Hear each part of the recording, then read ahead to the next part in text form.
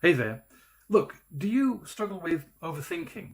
Do you catastrophize a lot? Well, look, it's in human nature, and many people do this. So you're definitely not alone. But many people have also learned how to get free of that particular struggle, and that gives them an edge. Now, that's an edge that you can get too, because the fantastic news is we can all learn to get free of that struggle. Now, by the end of this video, you'll have ideas and practices I know you can do to help you with how to stop overthinking, to reduce stress and anxiety. And it'll also help with how to stop catastrophizing too. And stay with me right till the end, because at the end I'm going to show you how you can access a fantastic free 5-step process for how to master your composure in conflict, pressure and stress in the moment. And I think that will be of massive value to you.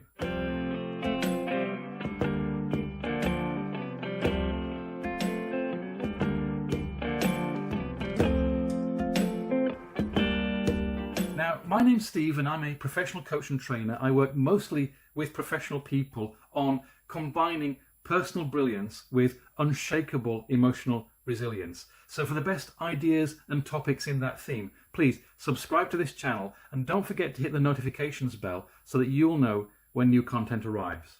Now, if you knew me 15 years ago, you would know that I was a chronic overthinker. I was an absolute champion at it. But the work that I did with my coaches was transformational to how I was around this. So I've been on the receiving end of that kind of coaching, and also the clients that I've coached have experienced the same shifts. So this stuff works.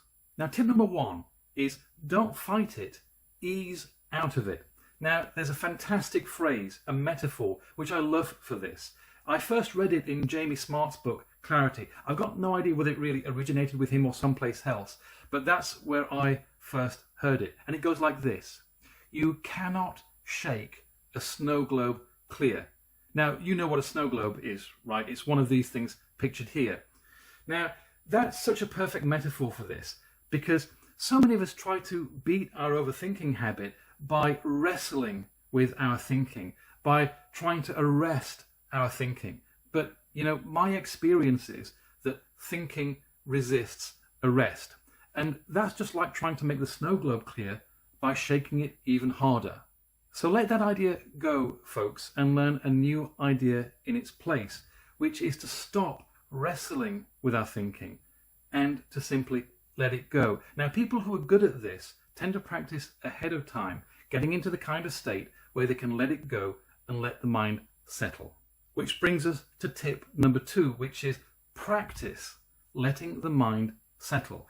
So let's quickly cover off how you can turn that into a daily practice. Now, every day, just go somewhere where you can be at peace. A room, a garden, somewhere where you can ask to not be disturbed.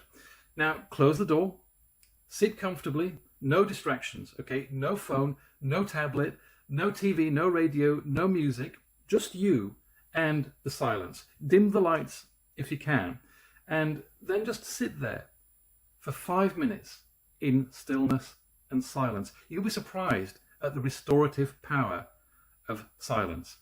Don't try to think of anything, but at the same time, don't try to not think of anything. Basically, do not try to arrest thinking. Just let go of all resistance, and if you defocus slightly and transfix on something, that will probably help as well. And have the experience of letting the noise settle. By the way, I'm really interested to hear any ways that you've experienced that help you beat the overthinking habit. If you're okay to share that, please do share it, leave it as a comment. I'll read all the comments that are left and I'll reply to as many as I can. Now, tip number 3 is to learn to not be afraid of your thinking and to not particularly get engaged with it. Sid Banks, whose teachings became popularly known as the 3 principles of mind, consciousness and thought, always said that if the only thing people learned was to not be afraid of their experience, that alone would change the world. And since our experience is created in thought, then we're talking about the principle of thought here. People who are good at this, who are good at getting free from overthinking, know that any overthinking we do is simply an overuse and a misuse of the principle of thought. So when you can experience that overthinking really is just thought, and it's not what's happening in the world right now, then it's easier to let go of it. Now, tip number 4 is to experience that this moment is the only one we have. Overthinking and catastrophizing, if you think about it, are us creating a fear-based story about the future created with a negativity bias. And it's guessing and it's second guessing at what the future is. Well, look, we cannot know what the future is. And besides, it isn't here yet. We're here in this moment. I find it extremely transformative to remember that I am here now. I'm not in a fictitious, second-guessed future. And this moment is the one that warrants my attention. This moment is the only one we have, and it's the only one we have any guarantee of. Literally, the only one we have any guarantee of.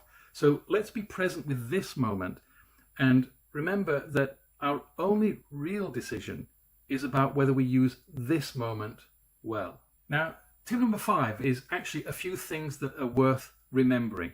It is worth remembering a few things around this. For instance, that the future is unknowable. The fact of the matter is that the future can surprise us in all kinds of ways that we could not anticipate today. It's worth remembering that the world isn't inherently against you. It's also worth remembering that you are more resourceful than you realize. And anybody who thinks back to any really difficult situation in their life where they found it in themselves to do things that maybe they wouldn't do on a daily basis is a great way of remembering how resourceful we can be when we need to be. Now, if you'd like to explore how we could create results together, I would certainly love to hear from you. You'll find my contact details in the pinned comment below this video. And please like this video if you did like it, because it helps other people see it as well. Please share it with your friends if you think it would help them. And please also remember to subscribe to the channel. Now, earlier I mentioned access to a free resource which I think will be of great value to you. It's my simple 5-step process to master your composure in conflict, pressure, and stress in the moment. And you can get access to that if you go down to the pinned comment below this video, where you find a link where you can sign up for that. Please help yourself. It's absolutely free, and I know it'll be useful to you. Other than that, thank you for your time, and I'll see you again next week.